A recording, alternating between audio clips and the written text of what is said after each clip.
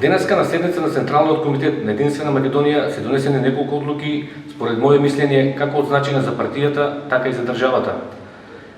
Централниот комитет донесе одлука за нова председателка на Унијата на жени и лице кое ќе биде одговорно за надворешна политика да биде Емилија Гелева, познат новинар и надворешно политички аналитичар.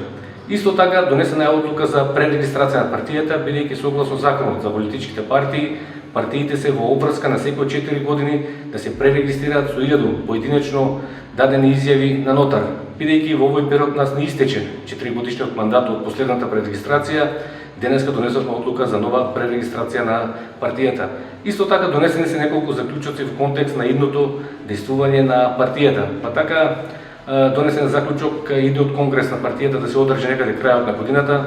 Исто така донесен е заклучок за натамошно ширење на партиската инфраструктура, во смисла што ќе бидат објавени неколку јавни огласи за избор на председател на општински комитети на партијата, се со цел да дадеме можност на секој кој сака да не се приклучи во борбата за Македонија да биде дел од нас. Разговаравме и за можноста партијата да формира интернет медиум, бидејќи, како што знаете, Единствена Македонија има целосна блокада од страна на медиумите.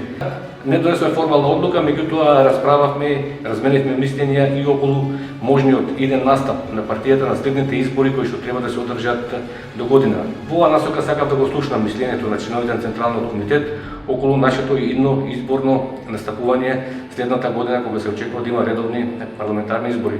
Од аспект на државата можам да кажам дека од денеска направивме и формално измена на статут на партијата, со што нашата партиска предлога за поништување на договорот со Грција, или попознат во јавноста како Преспански договор, станува и статутарна одредба. Значи ние формално правно сме обврзани да го поништиме договорот со Грција, со кој се бриши името, идентитетот, историјата и традицијата на македонскиот народ. И во оваа насока исто така нашата партиска предлога, кој што е позната во јавноста, Македонија, национална држава на македонскиот народ, со гарантирана положба на малцинствата според меѓународното право, од денеска станува и наша статутарна обврска.